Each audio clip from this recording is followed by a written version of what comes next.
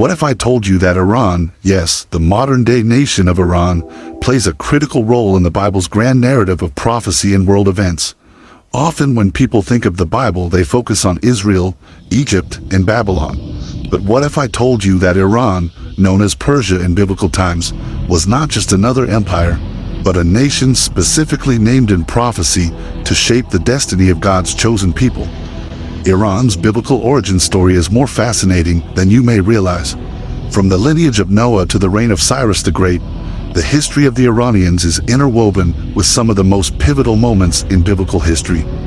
The truly shocking revelation is that God used Persia, a nation of pagan kings, to deliver Israel, rebuild the temple, and fulfill prophecies that were spoken centuries before they came to pass. In this video, we'll explore how the Bible reveals the origin of the Iranian people, their rise to power, and their central role in shaping both the Old Testament and prophetic visions of the future. Buckle up, because what you're about to learn will change the way you view Iran, not just as a nation of the modern world, but as a key player in God's unfolding plan for the entire world. To understand Iran's biblical roots, we must go back to the story of Noah and his descendants. After the Great Flood, Noah's three sons, Shem, Ham, and Japheth, became the ancestors of all the nations of the earth. According to the Table of Nations in Genesis 10, one of Japheth's sons was Madai, the progenitor of the Medes. The Medes would later become closely associated with the Persians, and together they formed the foundation of the Medo-Persian Empire, one of the most powerful empires in world history. Madai's descendants, the Medes, settled in the region that would become modern-day Iran. The Persians, emerging from the same geographical area, would rise to prominence later, but both groups shared a common Iranian ancestry, so according to the Bible, the ancestors of the Iranians come from Japheth through Madai, which places the Iranian people in the biblical narrative from the very beginning of post-flood history. This connection links the Iranian people to one of the oldest genealogies in the Bible, and sets the stage for their significant role in the history of God's people. Fast forward several centuries and we find the rise of Persia, a kingdom that would play a crucial role in the biblical narrative. The Medes and Persians formed an alliance under the leadership of Cyrus the Great, who founded the Achaemenid Empire, also known as the First Persian Empire. At its height, the Persian Empire stretched from the Indus River to North Africa, encompassing many of the major regions mentioned in the Bible, including Israel, Babylon, and Egypt. But Persia's significance goes far beyond its military and territorial might. Its importance lies in the way God used it to fulfill his promises to the Israelites. Babylonian Empire, led by King Nebuchadnezzar, had conquered Jerusalem in 586 BC, destroyed the temple, and taken the people of Judah into exile.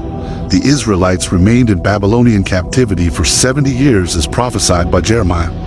Then came Cyrus the Great, a Persian king who conquered Babylon in 539 BC, and with him everything changed. The book of Ezra opens with a decree from Cyrus allowing the Israelites to return to their land and rebuild the temple in Jerusalem. This event is recorded in Ezra 1:2-4, where Cyrus declares, "The Lord, the God of heaven, has given me all the kingdoms of the earth, and has appointed me to build a temple for him at Jerusalem in Judah." Cyrus, a pagan king, was named over a century earlier by the prophet Isaiah as the one who would carry out God's will to restore Israel, Isaiah 44:28 and Isaiah 45:1. In one of the most astonishing moments in biblical history, Persia, a nation outside of God's covenant, became the instrument of God's redemption for his people.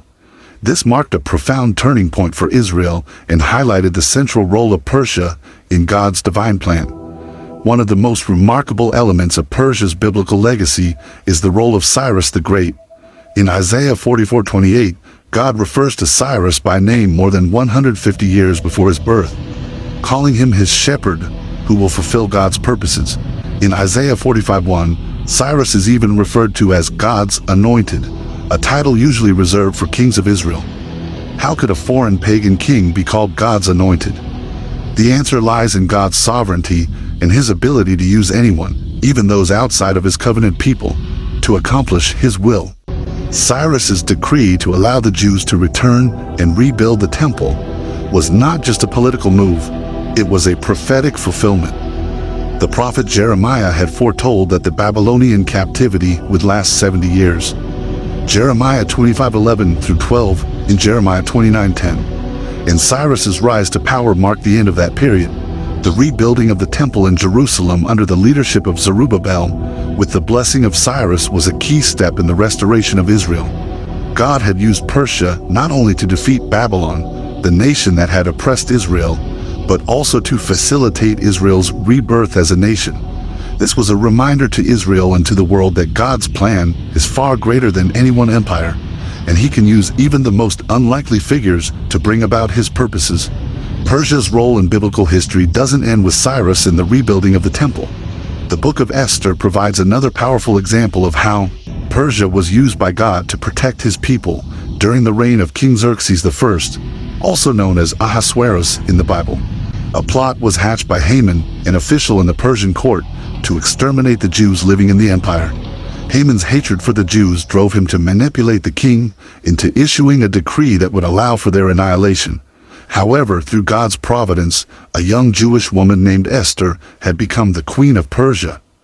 Encouraged by her uncle Mordecai, Esther took a bold and dangerous step by approaching the king and revealing her Jewish identity, pleading for the survival of her people.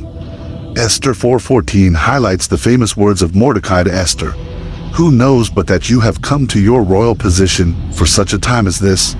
Esther's intervention resulted in a dramatic reversal. King Xerxes, upon learning of Haman's treachery, ordered his execution, and a new decree was issued allowing the Jews to defend themselves against their enemies. This story, recorded in the book of Esther, is celebrated annually during the Jewish festival of Purim, as a reminder of how God used Persia, and particularly Queen Esther, to preserve the Jewish people. The story of Esther is one of divine providence and protection. Once again, Persia, though a foreign empire, became an instrument through which God's people were protected. God's hand was evident throughout the story, using the Persian Empire as a backdrop for this miraculous deliverance of the Jews from annihilation. This further demonstrates how Persia, though not part of the covenant people of Israel, continued to play a crucial role in the unfolding of God's plan. Persia wasn't merely a passive observer, it was an active participant in ensuring the survival of Israel, a nation destined to bring forth the Messiah. The Bible doesn't just speak about Persia's historical role. It also places Persia at the heart of prophetic visions about the future of world empires and God's ultimate plan for humanity. One of the most powerful examples of this is found in the book of Daniel. Daniel, a Jewish prophet who lived during the Babylonian exile, served in the courts of both the Babylonian and Persian empires. In the book of Daniel, we encounter several visions that reveal the rise and fall of empires, including Persia. In Daniel 2, King Nebuchadnezzar of Babylon has a dream of a great statue made of different materials, each representing a world empire. The silver chest and arms of the statue represent the Medo-Persian Empire, which would succeed Babylon as the dominant power in the ancient world. Later in Daniel 7, Daniel himself has a vision of 4 beasts representing 4 successive empires. The second beast, a bear raised up on one side, represents the Medo-Persian Empire, symbolizing its dual nature, the combined strength of the Medes and Persians. This empire would be vast, and its expansion, particularly under Cyrus, would forever alter the course of history. Another significant vision involving Persia is found in Daniel 8, where the prophet sees a ram with 2 horns, one horn representing the Medes and the other the Persians, charging in all directions, conquering vast territories. However, the vision also includes a goat with a prominent horn, symbolizing Greece and its king, Alexander the Great, who would eventually conquer the Persian Empire. These visions place Persia at the heart of God's prophetic timeline, showing that the empire's rise and fall were not accidents of history, but part of God's divine plan. Persia's time of influence was prophesied to give way to the rise of Greece, but it was during Persia's reign that God's people experienced deliverance and restoration, fulfilling the prophecies of Isaiah, Jeremiah, and Ezekiel. Though the Persian Empire fell to Alexander the Great in the 4th century BC, its influence continued to be felt during the time of the New Testament. By the time of Jesus' birth, the Persian Empire had been replaced by the Greek and later Roman empires.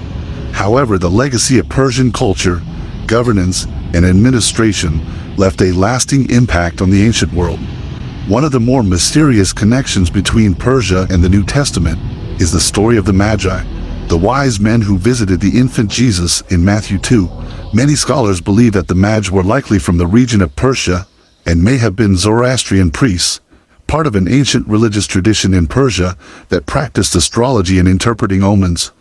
The journey of the Magi to worship the newborn king of the Jews highlights Persia's enduring connection to the biblical story. Even after the fall of the Persian Empire, the wisdom traditions of Persia continued to influence the ancient Near East, and it was Persian scholars who recognized the significance of the star that heralded Jesus' birth.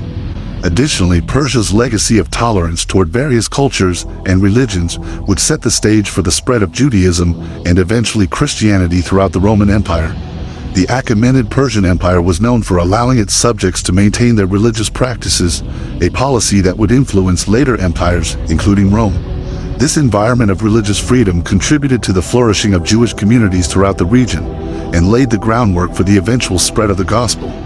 As we bring this exploration of Persia's biblical role to a close, it's essential to consider Iran's future in light of biblical prophecy. Many scholars and theologians believe that Iran, known in biblical prophecy as Persia, will play a key role in the events of the end times. One of the most significant prophecies involving Persia is found in Ezekiel 38-39, where the prophet describes a coalition of nations that will one day come against Israel in the last days. Among these nations is Persia, which will join forces with Gog of Magog and other nations in a massive battle known as the War of Gog and Magog. This prophecy, often seen as an event yet to occur, depicts a final confrontation between the forces of evil and God's people, with Israel at the center of the conflict. While the exact nature and timing of this war remain subjects of debate, the inclusion of Persia, modern-day Iran, in this prophecy suggests that Iran's influence in the region will continue to have spiritual significance in the end times. Additionally, Daniel's prophecies about the rise and fall of empires, including Persia, point to a broader theme of God's sovereignty over the nations. Persia's role in biblical prophecy demonstrates that no empire, no matter how powerful, is outside of God's control. God raises up nations and he brings them down, all according to his divine plan. As we witness modern-day events in the Middle East, including tensions between Iran and Israel, it's essential to remember that these events are part of a much larger story, a story that began in the pages of the Bible and will culminate in the fulfillment of God's promises. The story of Persia, modern-day Iran, in the Bible is one of the most remarkable examples of how God can use even the most unlikely nations to fulfill his divine purposes. From the descendants of Japheth through Madai to the rise of Cyrus the Great, Persia played a pivotal role in biblical history, from the restoration of Israel to the protection of the Jewish people in the Book of Esther. But Persia's significance doesn't end with its historical role. The prophecies of Daniel, Isaiah, and Ezekiel remind us that Persia was part of God's larger plan, not only for the nations of the past, but for the future as well. Iran's place in biblical prophecy points to its continued role in the unfolding events leading to the end times. As we look at the modern world, particularly the tensions involving Iran and Israel, it's essential to approach these events with a biblical perspective. God's sovereignty over the nations means that every kingdom, every empire, and every leader is part of his plan. The story of Persia is a testament to the fact that God can use even foreign powers to fulfill his promises and bring about his ultimate plan for salvation. Persia, now Iran, continues to have a profound influence on the world stage, and its connection to the Bible reminds us that history is more than the rise and fall of empires.